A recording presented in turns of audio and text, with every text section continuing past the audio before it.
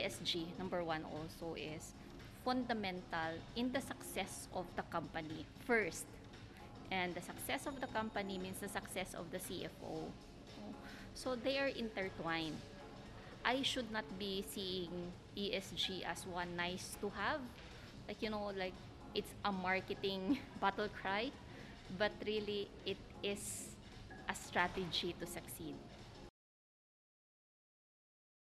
For CFOs, we always say value creation, no? And maximize value creation. And I would start from there.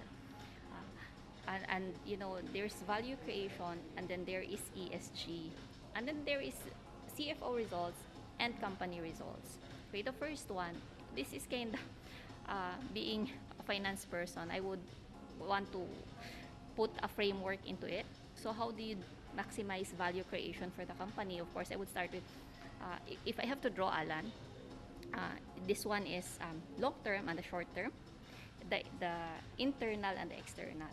Okay, that's the value creation framework.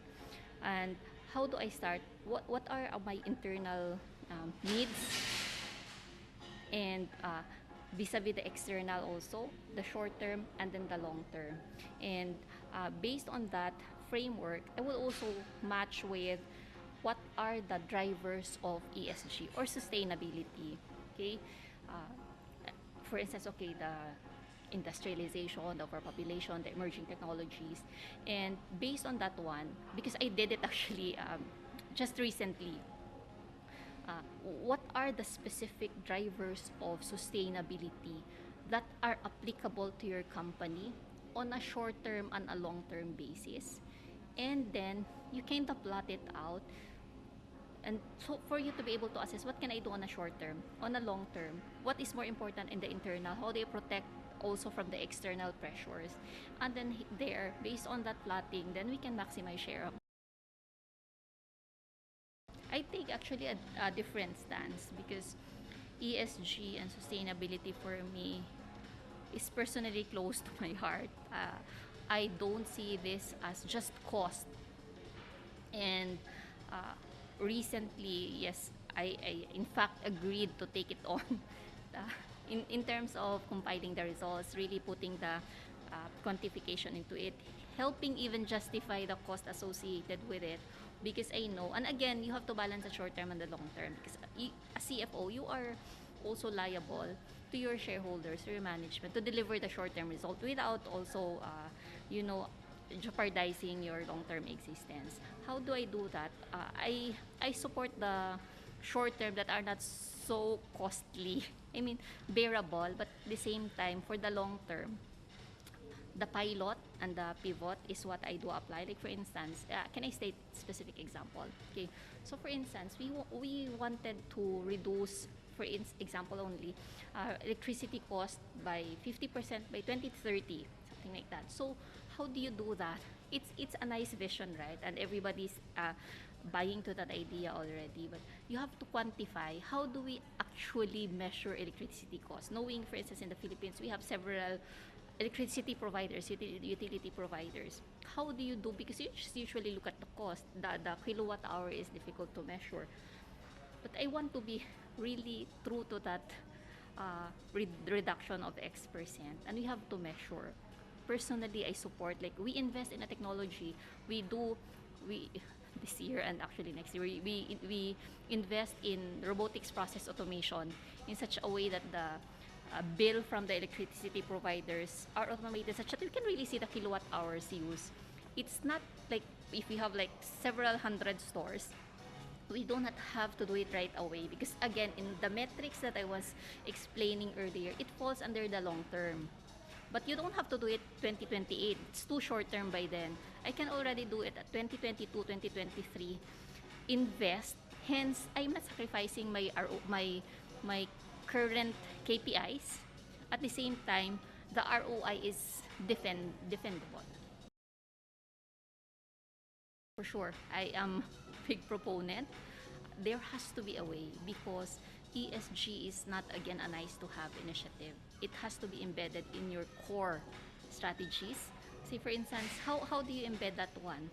if you want to have sustainable products, you have to source or buy sustainable products, right? It goes directly to your pricing. It goes directly to your profitability. Hence, you cannot separate. It will really just be a matter of time because uh, in the past couple of years, again, the corporate social responsibility, the 3P, and then now ESG is on the side. And then, okay, we find a way to somehow put it in the disclosures and all. But now it has become more a core, also because it has become a necessity. For instance, uh, you know that our Gen Z and millennials are already very aware.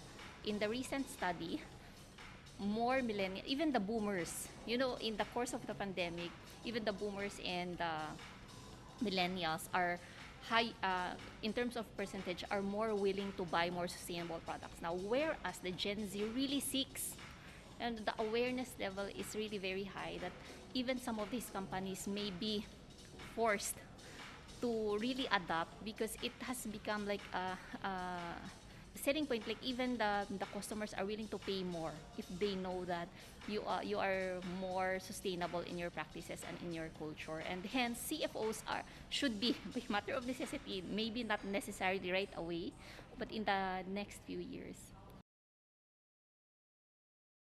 ESG initiatives are company-wide, right? It affects all the departments.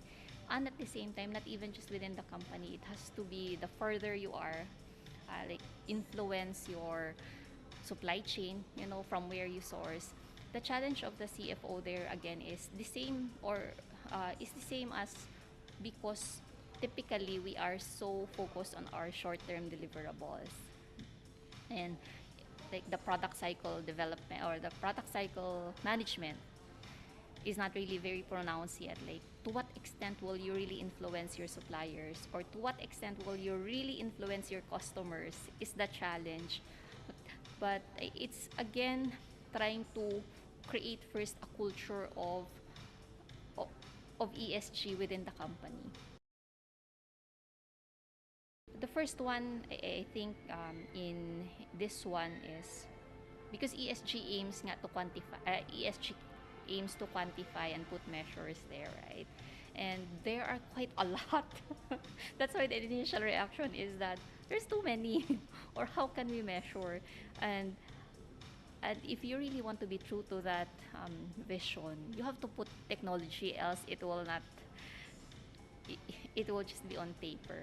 And for me, it's even the technology is a necessity, or more of really will enable you to be true to what is asked of you as CFO. The RPA investment that I just shared earlier is an example. And through, because there are a lot of expectations. And if you look at the ESG reporting, there are quite a lot.